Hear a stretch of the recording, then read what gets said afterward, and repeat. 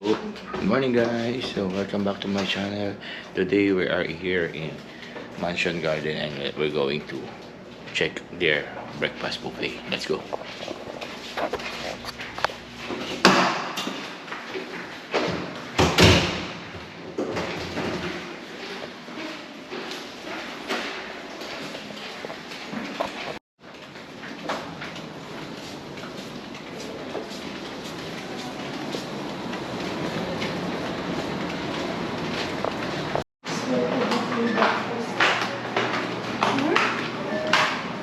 Here you go.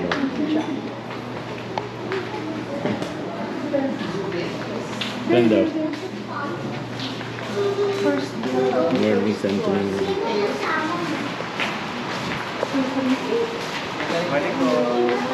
Morning.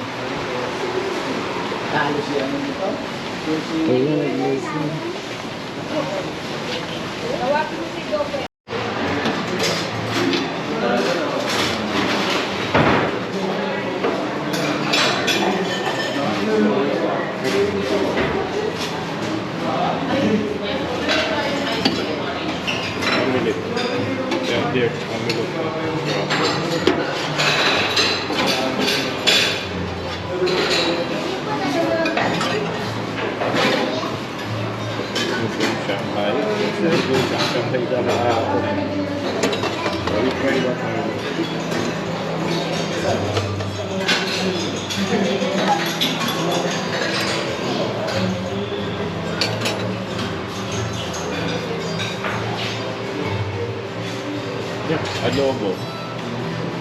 This is pork adobo. It's chicken adobo. Yeah, chicken. It's one chicken adobo.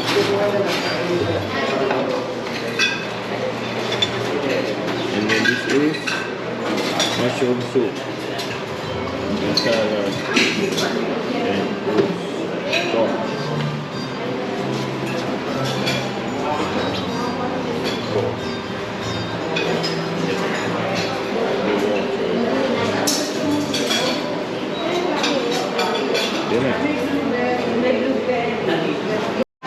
Hi guys, so let's eat. We're here in the buffet, you know.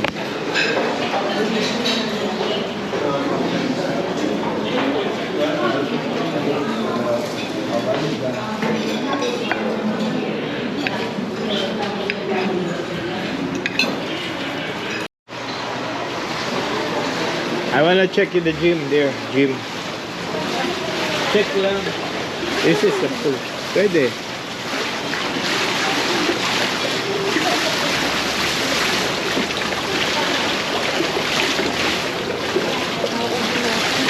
Mauna.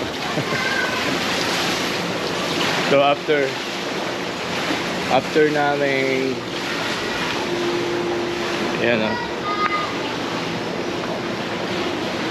Let's go on to check the gym. Saan ba yung daan? Dito yata yung daan eh. Lunchtime. Oh, yun yata oh. So ito yung operating gym hours, 7 a.m. Tap your card here. Ay, laki. Laki. Okay, so yeah. Isa lang ho, yan kasi malawak no. Mansion Garden. Today is Saturday, August 23, 2024 at nandito kami sa gym, no? So as you can see, yung gym is nasa ano lang ng swimming pool sa ground floor. And ito yung gym, medyo okay naman, pero hindi siya ganun kalaki, no? So kahit dun sa may medyo morning breakfast buffet nila, medyo maliit lang din. So kailangan nabaan nyo, pasensya nyo, lalo pag maraming tao, is stay friendly, smile, and ano yan? Compassion. And that's all. Let's go to the other let's go. Ayun oh, may mini stage din guys.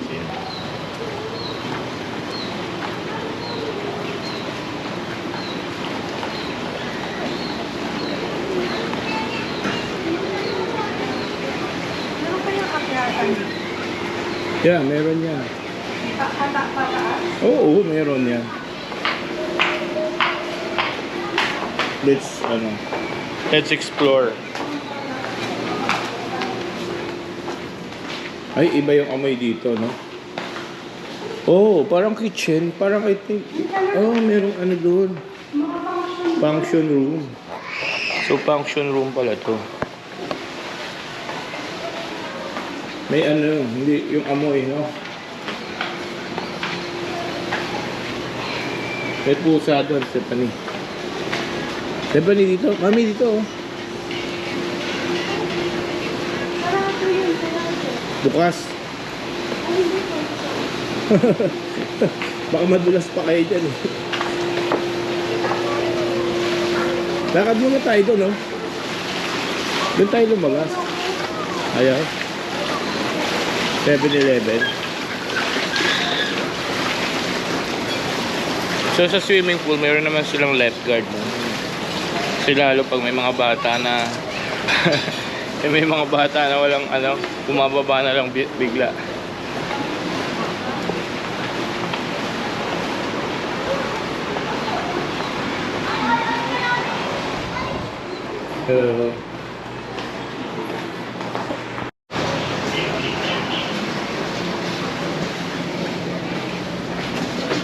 So 8:52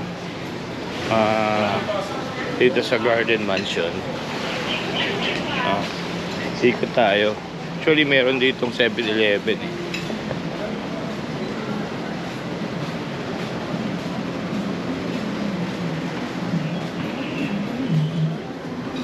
So ito yung 7-Eleven pagka may gusto kang bilhin.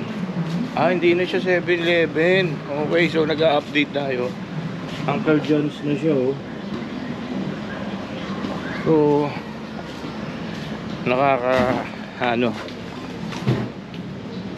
ganun ang nangyayari, no?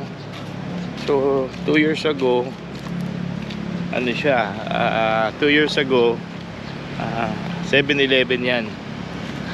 Yun din ngayon, Uncle John's, no? Alright. So may naglalaro ng basketball doon.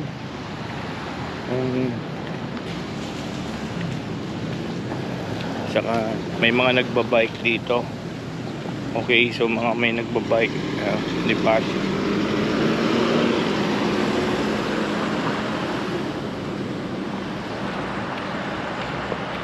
So ayun yung Garden Mansion, Garden Hotel, no? So yung kaharap nila, meron silang, may nakikita ko dito, medyo Buena Casa Hotel. So halos magkakatabi yung mga hotel. So ang gagawin natin, iikot tayo. Ikutan ko lang yung vicinity para makita nyo din, no, kung ano yung pwedeng gawin pag nandiyan kayo, nandito kayo sa Subic, dito sa may pinaka mansion garden. Kasi yung kung wala kayong gagawin at nandun lang kayo sa hotel, normally yung mga ganitong oras like 8 AM, pwede kayong maglakad-lakad sa park or sa gym. Dapat sa gym, eh, aso walang ano. So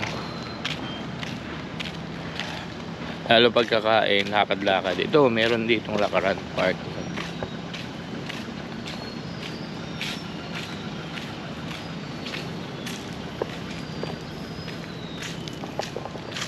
So mas okay kung saan nakasama ko yung dalawa. So mas pinipili nun ang mag-swimming sa higaan kasi malamig, malambot. So kanya-kanya tayo trip, eh, diba? So kanya-kanyang trip yan. So ako, yung trip ko, katulad ngayon, meron akong kasamang camera. So magbablog ako para sa inyo. Yan, kayo naman yung kasama ko, eh. So ito yung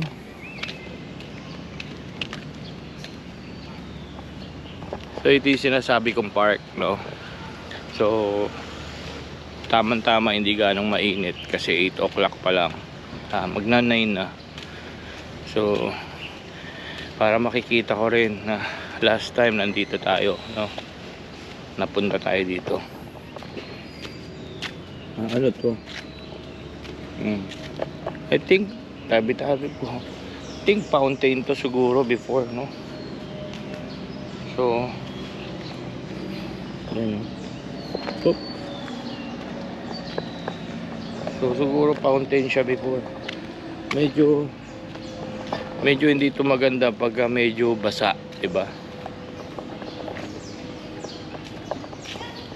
And para siyang playground. Ano? So, I think pwede tayong maglakad. Ayan.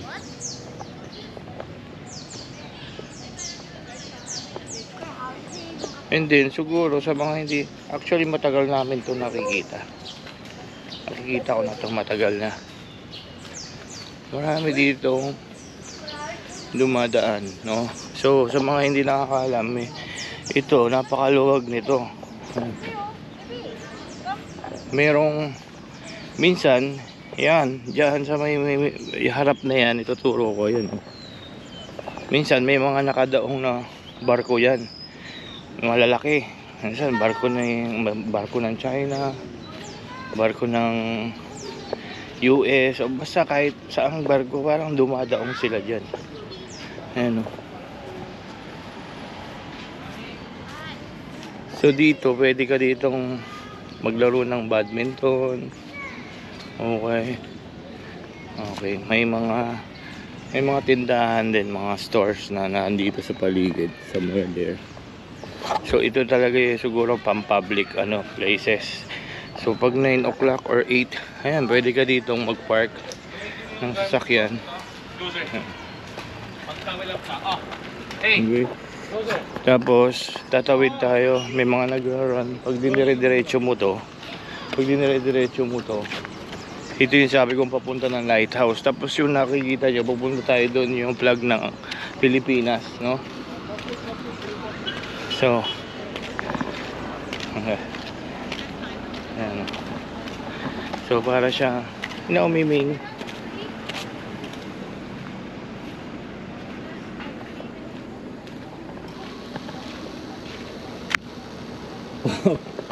Medyo malinaw yung tubig. Yan, no? Medyo malinaw yung tubig. And ayun, may barko doon. Tapos ayun yung flag ng Pilipinas. So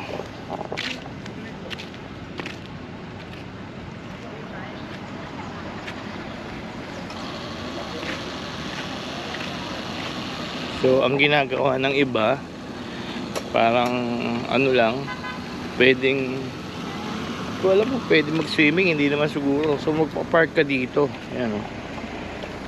Mga parking, ang luwag tindaanan. Tapos ang ginagawa ng iba, tumatambay lang sila dyan. Meron din, may mga bikers din dito.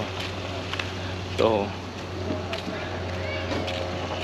mga bikers or basta siguro ganitong morning naglalakad sila. Ayun ang mga bikers, almusal.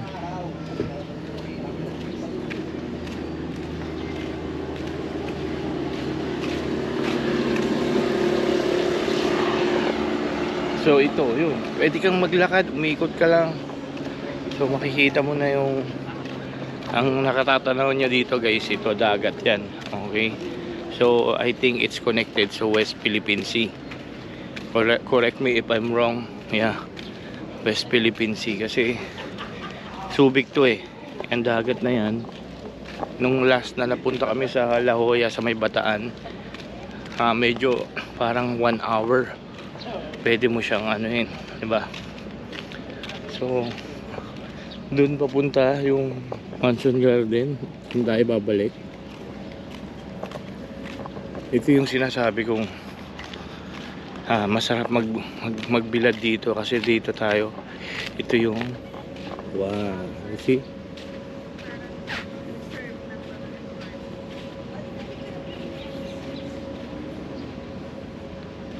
Yan.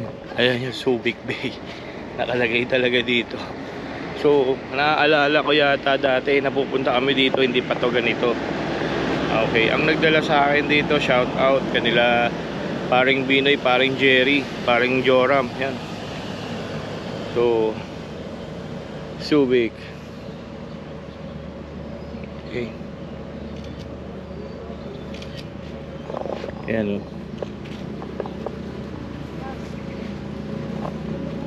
Yeah, naaalala ko. Napunta ako dito, ganito na yon, maganda na. Wala pang gaanong mga hotels. Siguro, ano yun, 15 years ago. Ay, hindi lang. Ayan. So, nakita nyo naman. Philippine Department US in Memory Tank Battalion. Okay. The World War broke out nearly 1 million Australians. So, Australian military forces. So, ito, parang nagsisilbing memory rin ng mga mga Americans and Australian nakalagay na nung mga siguro mga time ng war. Okay. So, maganda, nakakatuwa kasi nandito tayo sa World War II hell ship. Grabe, World War II. So, nandito tayo sa World War II. Yan, picture muna ako. Maganda oh. Ano?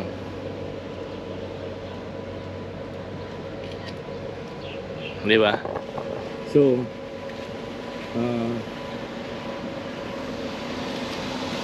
yan.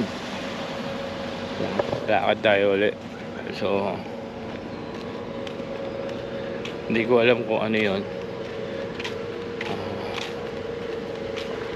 I think it's Inanglaya Monument. Inanglaya Freedom, no?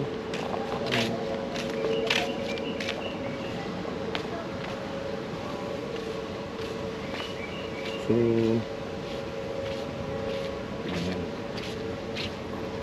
hindi ko, may mga wow, this is nice, no? Senator Juan Ponce Enrile, yan nakalagay, oh. Senator Wigberto Cañada, Senator Joseph Estrada, Jovito Salonga, Senator President, no? Jovito Salonga, Senator Agapito Aquino, Victor Siga, Free Nation, okay, Laurel, Orlando Mercado, Aquilino Pimentel, Sagisa, Ernesto Maceda, Gingona. So, ilan yun? 1, 2, 3, 4, 5, 6, 7, 8, 9, 10, 11, 12. 12 sila. Parang disciple, no? So, 12 silang senator. Ang president na Senator President Jovito R. Salonga. Okay. So, non-concurrence, no? Vote yes to friendship. Okay. Vote yes to cooperation. Vote no to basing right agreement. 1001 times no. Yeah. Okay. Andres Wingo na away. So, ito yung simbolo ng Inang Kalayaan. So, pa-picture din tayo dito. Okay, picture tayo dito. Yan. Okay. So, yan. So, ito na guys, yung sinasabi ko sa inyo, pinakamataas at pinakamalaking nakita kong flag dito sa atin sa Pilipinas. Nandito siya. Ayan, oh. Kita ba? Ayan.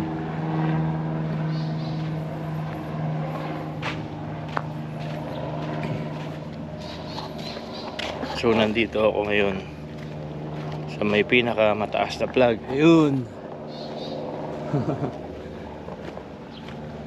Then may canyon, no? Ayan to. Yun oh. Subic Bay Metropolitan Authority. Okay. Alinsunod sa Batas Republika Flag Heraldic. Ang watawat ng Pilipinas sa pok na ito ay mananatiling nakataas sa buong taon at naiilawan sa gabi. Wow. Wow. Subic Bay, presiding over the ceremony with Excellency Fidel B. Ramos. Okay, ayun. Okay, so ayan oh.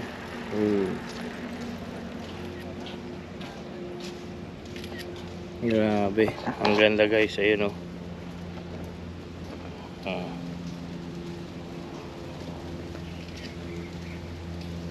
So Filipino yulo, no? Ayan. Grabe, nakaka-proud, no? Imaginein mo dalawang beses itataas yung flag ng Pilipinas over the other countries, no? Tapos magagaling yung kalaban. So shout out din kay Golden Golden Boy, naubo tuloy ako, excuse me. Golden Boy Carlos Yulo, no? So thank you kasi yung August 4 is birthday ni Stephanie. So birthday ni Stephanie yon, Stephanie namin. So that's birthday of my daughter. That is yun yung time na nasa ano kami, nasa Bataan, sa La Jolla. And then yun nga, nanood kami ng laban at nanalo nga si Kaloy Yulo. Tapos August 4 celebration ng birthday ni Steph, kaya hindi namin yun makakalimutan. So August 4 Carlos Yulo, birthday ni Steph, proud kami, no? Thank you. And yun, sana marami pang maging katulad mo. Ayan oh, ayun yung Philippine flag. So nakaka-enlighten, nakaka-proud kasi ganyan no. As a Filipino sa most of the country before, may mga di na natin masasabing hindi mawawala sa mundo yung meron talagang intimidation saka discrimination. So sa ginawa nga nun ni Carlos Yulo, that's my birthday of my daughter na si Stephanie, August 4. Parang Carlos Yulo Day. So and coming from blessing, no? Meron kung para sa'yo kasi para sa'yo. Yun yung sinasabing lagi ko ring naiisip. Kasi yung iba, they trying to be the best, to be number one, pero without the help of the Lord, you're nothing. Okay? So kasi isa pa yan, nung nag-work ako sa Brunei, si Sultan Bolkiah, no? Yun yung parang naging nakita kong secret niya.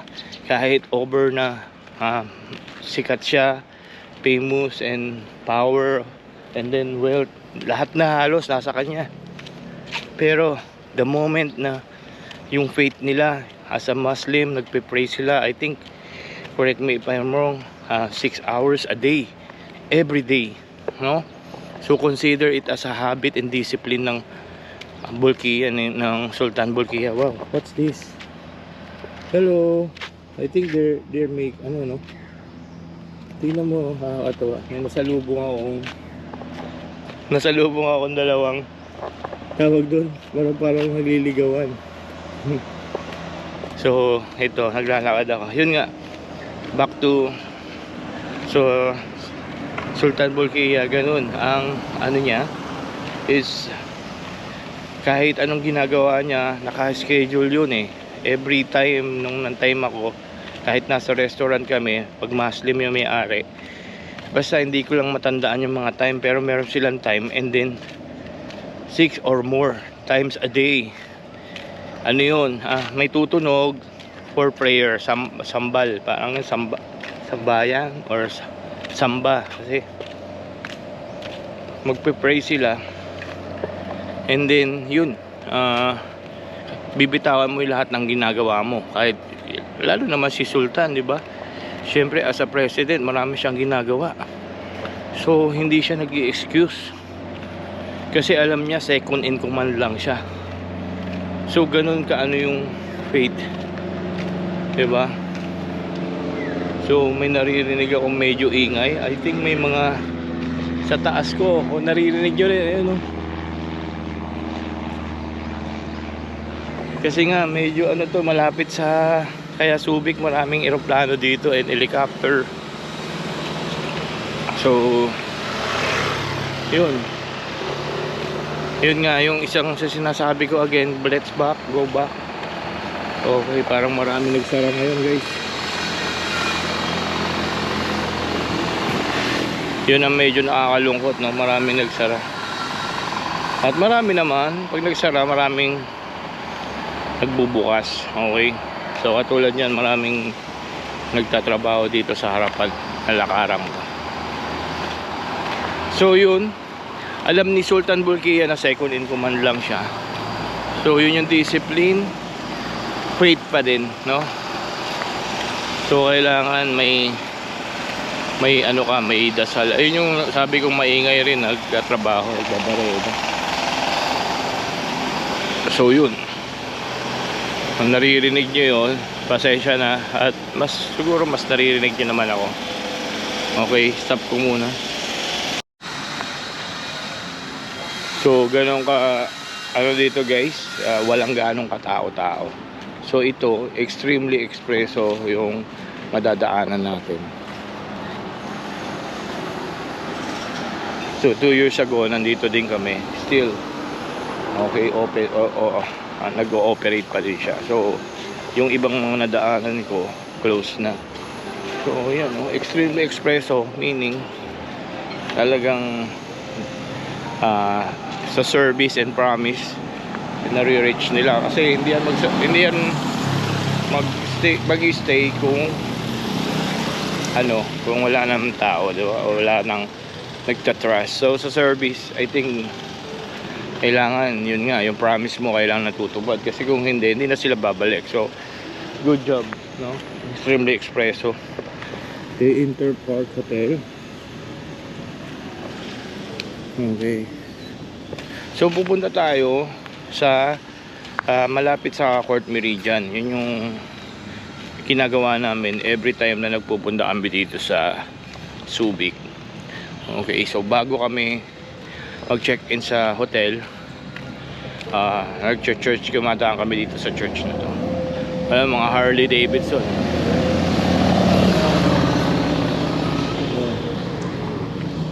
Dito bihira yung mga motor, pero pag may motor nga ganun kaiingay, kala mo mga Ferrari, pero hindi, ano lang yun, Harley Davidson. Hindi lang pala lang, no? Yun yung super. No, dito hindi pa yata kami check-in dito sa Interpark Hotel, pero medyo parang imagine niyo guys, 9 o'clock pero ganito kalilim, diba? Parang sa Forbes ganito siya. And then yung simoy, yung smell, talagang nature, no? Sarap. So yun guys, yun ang nakita nyo yung tapes.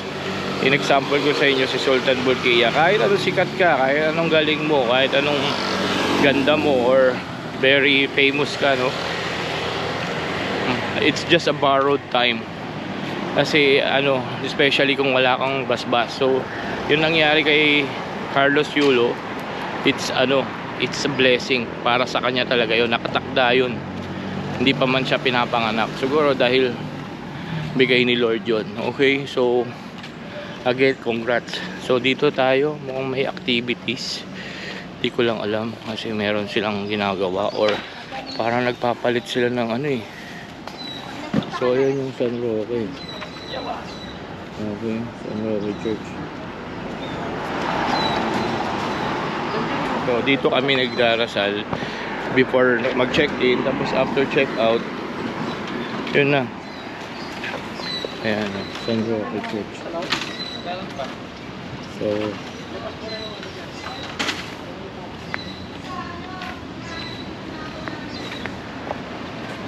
okay, so balik na tayo sa ating Ayun, August 24 mga event. 16, 2025, Ninoy Aquino Day. Okay. So I think that's it. 23 ngayon eh. Ninoy Aquino Day. Royal Duty Free Shop Crazy Sale Motorcade. Oh, saan kaya yun? Okay. So may nakasulak dito, kaya pala may nakita kaming mga Harley Davidson chapter Cavite kahapon, nakasabay namin sa Magic Lagoon. No, doon kami nag-lunch eh. Merong Royal Duty Free Shop Crazy Sale Motorcade. Wow, kailangan alamin natin kung saan yan. Tapos yung 23 to 25, Ninoy Aquino Day. Okay, regatta, no? And then sa 30, meron din Philippine International Photo Marathon. Okay, ayan. And then sa 31, Odax Ride PH. So marami rin nag-i-event dito, kaya marami ring dinadayo rin ng ng ibang lugar. Okay. So nakakatuwa rin yung ganun. Kasi ito, pag pupunta ka sa north from Manila, so ang mga madalas puntahan, Pangasinan, La Union, Baguio, ito, Subic. Kasi although iba yung daan, medyo ito yung isa sa number 1 naming destination na pinupuntahan pag north. Pag medyo malayo-layo, Baguio, okay, or La Union, okay. Pag dito lang, yan, Subic or Clark. So Clark sobrang lapit, no? Pampanga lang kasi yun. And then mabilis lang siya, I think 3 hours, 2 to 3 hours, depende sa'yo. So depende sa traffic. So kahapon naka 2 hours lang and a half, no, from BGC. Okay. So pag sa south naman, pag travel ka sa south, ano yun, Batangas Batangas or Mindoro, mapunta ng kung mag-iiwan ka ng sasakyan. Pero yun, Tagaytay. Pero dahil nga sa ngayon sa balita, yung smog, sana mawala na yun, kasi favorite rin namin yung Tagaytay. So shout out sa mga Tagaytay, mga hotel, yung Taal Vista. Yun yung madalas namin pinupuntahan kasi na natatandaan ko. Okay, and yun nga, sana mawala na yung smog para actually guys, grabe yung dito, yung parang mabibingi ka kahit maliit na ingay lang, kasi nga sobrang tahimik. Yun yung description ko sa lugar na to. So sobrang tahimik, di ba? Sa Manila bombarded ka ng mga mga yun nga, mga iba't ibang busina, di ba? Ayun mga adventure bike, di ba? Ang dami dito. So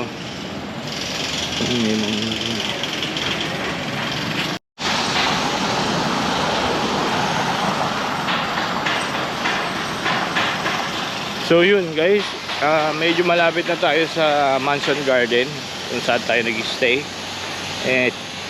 Ito yung nilalakaran ko, wala kang makikitang ganong sasakyan. And then yung pandinig mo, maiingayan ka sa takbo ng motor or sasakyan na para siyang highway, di ba? Rinig na rinig mo yung andar, kasi nga sobrang tahimik, no? Sobrang tahimik, sabi. Last time kasi nandun kami sa Bataan, ganun din, very peaceful. Ito dito ganyan din. Yan yung isa sa nagustuhan ko dito sa Subic. Para siya sa Brunei, no? Walang ganong tao, and then yung mga building hindi ganong katataas. Kasi yun nga, order ni Sultan Bolkiah that time sa Brunei, bawal ang mas mataas pa sa mosque, mga mosque. Okay, and then every day, 6 times a day nagsasamba. Yung kahit anong ginagawa mo, maglalatag sila ng doon, tapos luluhod sila sabay-sabay. Siguro mga 15 minutes to 20 minutes or 30 minutes, ganun lang. Pero I think 15 minutes lang yon, tapos depende sa'yo kung may nire-request ka. Pero yung ritual 15 minutes to 20 minutes. So, nandito na tayo. Ayun yung room na tapat ni Shacos. Yun lang. So, nice workout. Nakapag-workout ako. Siguro nasa 3,000 steps din yun, no? So, ito yung... Ayan, nandyan sila. Hoy! Andyan yung mag-ina ko. Nagsuswimming sa ano. So, iniikot ko yung vicinity. Okay. Ng building.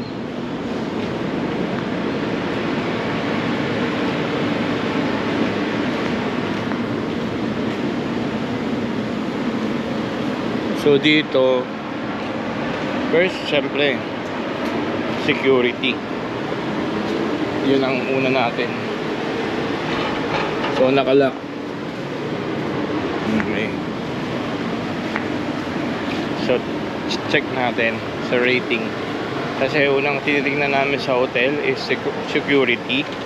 So bibigyan namin ng 5 stars. Ito siguro nasa 3 stars lang. Pagdating sa security, hindi siya ganun ka bantay sarado, no? Ito yung second building. Mas meron doon security. Okay, ba't kailangan ng security? Kasi syempre hindi mo masasabi kung mayroong masamang elemento, prepared ka, diba? Or anything happens, secure, diba? Safety first. And then pangalawa yung accommodation, no? Yung accommodation, ibig sabihin kung yung service, kung gaano sila ka warm, diba? Kasi ano yan pag sa hotel more on feelings yan kaya nga sila nagre-relax more on feelings and so isa sa nakita naming warm na pagtanggap is sa may mansion din. Ay hindi, parang sa Baguio, nakalimutan ko yung name basta yung sorry, pero tatagdatinan natin. Mukhang nawala lang sa isip ko.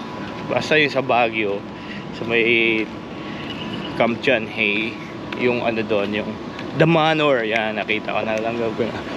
So next yun, yung yun nga, yung how they accompany you and service you, yun, diba? Kailangan high standard yan kasi syempre you need to feel high recognized, no?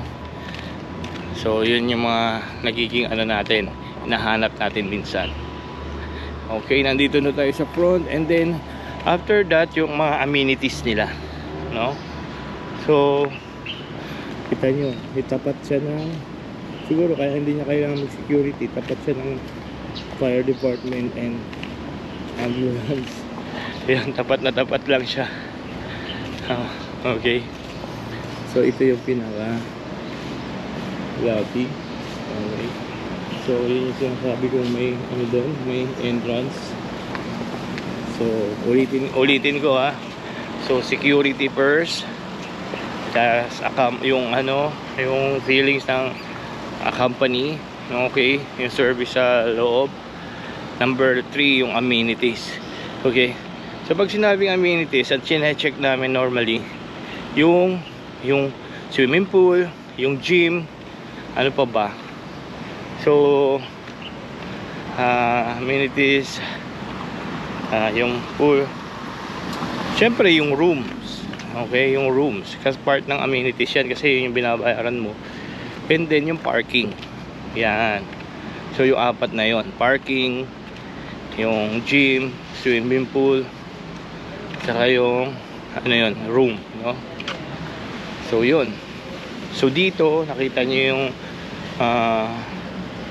hindi room pala, breakfast. Okay, yung breakfast, yung gym, swimming pool, kasi yun yung part ng amenities mo. Yung restaurant, diba? And then parking, yung 4 na yon. So restaurant, so saan ka nagbo-buffet, breakfast, parking, and then gym, saka swimming pool. Yun ang number 3. Tapos yun sa number 4, of course, yung room. yung room ng hotel. So pag sinabing yung room ng hotel, yun nga yung kung may bathtub ba yan, yung aircon is maganda, tapos yung entertainment, yung updated na yung TV, naka Netflix na, okay. So and then yung ano, yung generosity, yung laging, yung di ba merong water meron silang binibigay na mga soap, kaya so yun. Okay, we're here, we're back. Ayan. And then yung number 5 na category is yung pwedeng activities kung merong extra bukod sa ano, bukod sa amenities, merong activities like free dancing or free yoga, yung mga ganun, no?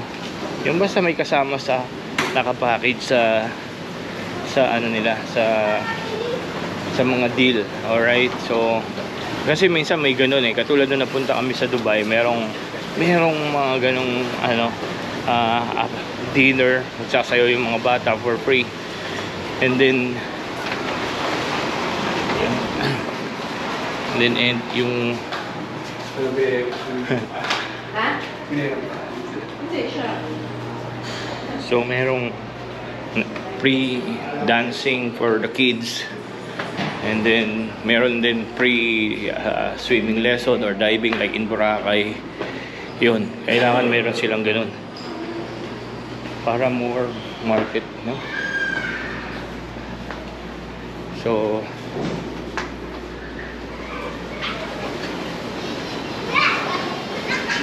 ayun, marami na. May nakikita na ako mag-check out. So Saturday pa lang. So siguro overnight sila. Ayun, katulad na.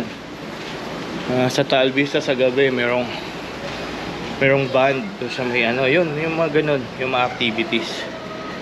Tapos sa may buffet, breakfast nila, merong mga tumutugtog parang harana. So we're here, guys. Thank you again for watching and see you on my next video. Bye-bye. Tapat kami na. So nandito na kami, tapat kami ng exit for emergency use only, which is isa sa nice for security, safety, malapit ka. We're here. Hi. Ian, hello. I'm back in the hotel and so it's so cold, guys. Yan nga, galing tayo sa labas. Yan o. Hindi ba? Very peaceful. Wala akong maririnig. Ayun lang.